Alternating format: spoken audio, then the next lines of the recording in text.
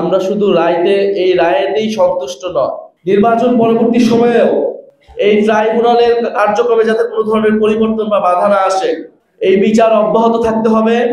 জুলাই গণ অভ্যুত্থানে সংঘটিত যে মানবতা বিরোধী অপরাধ করেছিল আওয়ামী লীগ এবং শেখ হাসিনা, আন্তর্জাতিক অপরাধ ট্রাইব্যুনালে আজকে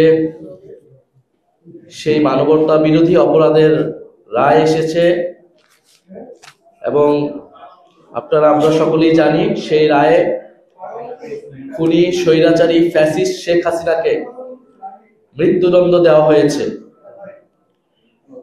আমরা এই রায়কে স্বাগত জানাই। আমরা মনে করি যে জুলাই আগস্টে যে ন্যায় বিচারের জন্য আমরা লড়াই করেছিলাম, আমার ভাই আবু সাইদকে যেদিন হত্যা করা হয়েছিল 16ই জুলাই, সেদিন আমরা শপথ নিয়েছিলাম এই হত্যার বিচার আদায় করেই ছাড়বো আমরা। জুলাই বিপ্লবের হাজারো শহীদ এবং কয়েক হাজার আহত যোদ্ধাদের উপর যে জুলুম করা হয়েছিল, সেই জুলুমের রায় আমরা আজকে পেয়েছি। বিগত 16 বছর ধরে শেখ হাসিনার নেতৃত্বে আওয়ামী লীগ বাংলাদেশের সাধারণ মানুষের উপরে যে জুলুম নির্যাতন করেছিল, গুম, খুন, মানবাধিকার হরণ, ভোটাধিকার হরণ সহ পিলখানা হত্যাকাণ্ড, শাপলা গণহত্যা এবং জুলাইয়ের গণহত্যা, এই সব কিছুর বিচারের রায় আজকে আমরা পেয়েছি। আমরা এই রায়কে স্বাগত জানাই এবং আমরা মনে করি বাংলাদেশের বিচারিক ইতিহাসে এটি একটি মাইল ফলক হয়ে থাকবে। তবে আমরা শুধু এই রায়েতেই সন্তুষ্ট নয়, আমরা সেদিনই সম্পূর্ণভাবে সন্তুষ্ট হব যেদিন এই রায় কার্যকর করা হবে। আমরা যেদিন আমাদের জীবদ্দশায় আমাদের চোখের সামনে, আমাদের এই কানে আমরা শুনতে পাবো যে শেখ হাসিনাকে ফাঁসিতে ঝুলিয়ে রায় কার্যকর করা হয়েছে, সেদিনে আমরা শান্তি পাব। সেদিনই জুলাই বিপ্লবের শহীদদের আত্মা শান্তি পাবে, শহীদ পরিবার এবং আহত যোদ্ধারা শান্তি পাবে। ফলে আমরা জোর দাবি জানাবো যে এই রায় দ্রুত সময়ের মধ্যে কার্যকর করতে হবে এবং অবিলম্বে দিল্লি থেকে শেখ হাসিনাকে বাংলাদেশে ফেরত আনতে হবে এবং সেটার জন্য অন্তর্বর্তী সরকারকে যথাযথ ভূমিকা এবং কার্যকর উদ্যোগ নিতে হবে।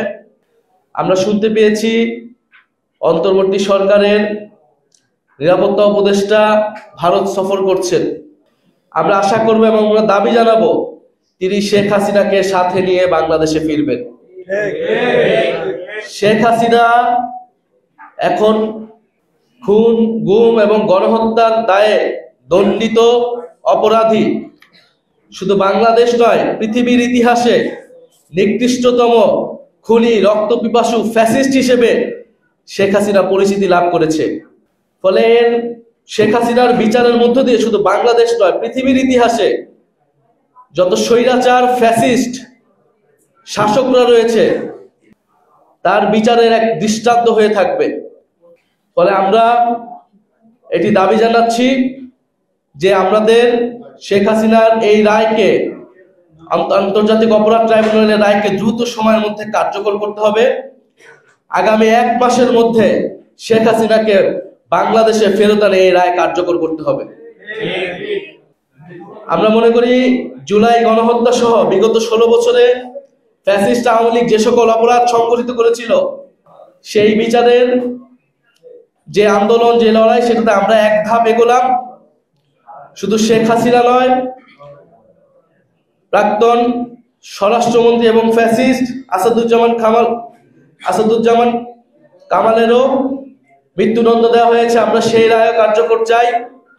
এছাড়া যে সকল আওয়ামী লীগ, ছাত্রলীগ, যুবলীগ এবং সকল ফ্যাসিস্ট এবং তাদের দোসর এবং যে সকল সরকারি কর্মকর্তারা অভিযুক্ত, তাদেরকে দ্রুত সময়ের মধ্যেই বিচার নিশ্চিত করতে হবে এবং এই যে বিচার প্রক্রিয়া শুরু হয়েছে এটা অব্যাহত থাকতে হবে। এখানে কোনো ধরনের বাধা বিপত্তি যাতে না আসে সেজন্য সকলকে মিলে কাজ করতে হবে। নির্বাচন পরবর্তী সময়েও এই ট্রাইব্যুনালের কার্যক্রমে যাতে কোনো ধরনের পরিবর্তন বা বাধা না আসে, এই বিচার অব্যাহত থাকতে হবে এবং এই বিচারের দাবিতে জাতীয় নাগরিক পার্টি সবসময় রাজপথে থাকবে। জুলাই গণ অভ্যুত্থানে এই বিচারের খুনি শেখ হাসিনা সহ ফ্যাসিবাদের সকল অপকর্মের বিচারের দাবিতেই, ন্যায় বিচারের দাবিতেই এবং এই ফ্যাসিস্ট রাষ্ট্র কাঠামো পরিবর্তন এবং সংস্কারের দাবিতেই আমরা এক দফা ঘোষণা দিয়েছিলাম এবং যার মাধ্যমে শেখ হাসিনা ক্ষমতাচ্যুত হয়েছিল এবং পরবর্তীতে জাতীয় নাগরিক পার্টির উত্থান ঘটেছিল। আমরা আমাদের এই লড়াই চলমান রাখব। আমরা ধন্যবাদ জানাচ্ছি বাংলাদেশের মুক্তিকামী ছাত্র জনতাকে, যারা জুলাই আগস্ট থেকে এখন পর্যন্ত রাজপথে তাদের লড়াই অব্যাহত রেখেছে, বিচারের দাবিতে তাদের কার্যক্রম, তাদের বক্তব্য অব্যাহত রেখেছে এবং ফ্যাসিবাদ বিরোধী সকল রাজনৈতিক দলকে আমরা ধন্যবাদ জানাই। এই রায় আসার পিছনে সকল রাজনৈতিক দল এবং বিপ্লবী ছাত্র জনতা সকলেরই অবদান রয়েছে বলে আমরা মনে করি এবং ট্রাইব্যুনালের এই কার্যক্রমে যারা সংশ্লিষ্ট রয়েছে আমরা তাদেরকে আন্তরিকভাবে ধন্যবাদ এবং কৃতজ্ঞতা জানাই। আমরা জাতীয় নাগরিক পার্টির পক্ষ থেকে আমরা মনে করি দ্রুত সময়ের মধ্যেই যে পরবর্তী মামলাগুলো রয়েছে সেই মামলাগুলোর রায়ও আসবে এবং শুধু রায় আসলেই হবে না, এই রায়গুলোকে কার্যকর করতে হবে। যারা জেলখানাতে রয়েছে আমরা চাই দ্রুত সময়ের মধ্যে তাদের রায় কার্যকর হোক এবং তারা যে অপরাধ তৈরি করেছে, একটা শুধু রাজনৈতিক দল হিসেবে না, জুলাই আগস্টের ভিকটিম হিসেবে আমরা এই দাবি জানাচ্ছি যে দ্রুত সময়ের মধ্যে আমরা রায় এবং রায় কার্যকর দেখতে চাই এবং দল হিসেবে আওয়ামী লীগের বিচার নিশ্চিত করতে হবে। আজকে যে রায় এসেছে এই রায় হচ্ছে ব্যক্তি হিসেবে শেখ হাসিনাকে অপরাধী সাব্যস্ত করা হয়েছে, কিন্তু আমরা এটা বলতে চাই এই রায়ের মধ্য দিয়ে এটা স্পষ্ট হয়েছে যে শেখ হাসিনা শুধু ব্যক্তি হিসেবে নয়, দল হিসেবে এবং প্রধানমন্ত্রী হিসেবে রাষ্ট্রের সর্বোচ্চ জায়গা থেকে এই গণহত্যার নির্দেশদাতা ছিলেন, সর্বোচ্চ হুকুমদাতা ছিলেন এবং পরিকল্পনাকারী ছিলেন।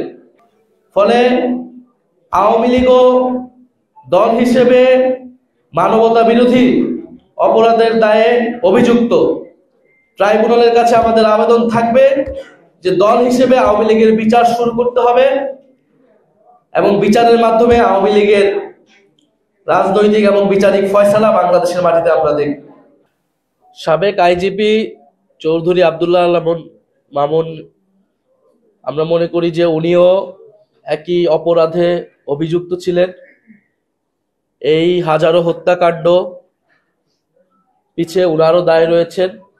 ফলে উনার এই 5 বছরের যে সাজা হয়েছে এটাতে আমরা সন্তুষ্ট নই। আমরা মনে করি উনি রাজসাক্ষী হলেও ওনার সাজা আরো বেশি হওয়া উচিত ছিল এবং এটা পরবর্তীতে আপিল বিভাগে যাওয়া উচিত এই সাজা পুনর্বিবেচনার জন্য। দ্বিতীয়ত আমরা মনে করি যে এটা এই ট্রাইব্যুনাল কিন্তু এই অন্তর্বর্তী সরকারের সময়ে এটার আইন সংশোধন করা হয়েছে। শেখ হাসিনার সময়ে যে ট্রাইব্যুনাল, সেই ট্রাইব্যুনালে অনেকগুলো সমালোচনা ছিল, সেই সমালোচনাগুলো আমলে নিয়ে আইন সংশোধন করে এই কার্যক্রম, বিচারিক কার্যক্রম শুরু হয়েছে এবং বাংলাদেশের আইনে, বাংলাদেশের বিচার ব্যবস্থা অনুযায়ী সর্বোচ্চ শাস্তি হচ্ছে মৃত্যুদণ্ড। শেখ হাসিনার সর্বোচ্চ শাস্তি হয়েছে সেটা হচ্ছে মৃত্যুদণ্ড এবং আমরা মনে করি যে বাংলাদেশের এই আইন এবং বিচার ব্যবস্থা অনুযায়ী শেখ হাসিনার বিচার হওয়া উচিত এবং জাতিসংঘ থেকে শুরু করে আন্তর্জাতিক বিভিন্ন সংস্থা শেখ হাসিনাই যে এই মানবতা বিরোধী অপরাধের পিছনে অভিযুক্ত তারাও তাদের যে ফ্যাক্ট ফাইন্ডিং সেটা দিয়ে কিন্তু স্পষ্ট করেছে। যেহেতু এটা বাংলাদেশের অভ্যন্তরীণ, বাংলাদেশের আইন বিচার কাঠামোর মধ্যে এই গণহত্যা সংঘটিত হয়েছিল এবং এই আইনে রায় হয়েছে, ফলে আমরা মনে করি এই রায় মৃত্যুদণ্ড হওয়া সঠিক এবং সেটা দ্রুত সময়ের মধ্যে কার্যকর হওয়া উচিত।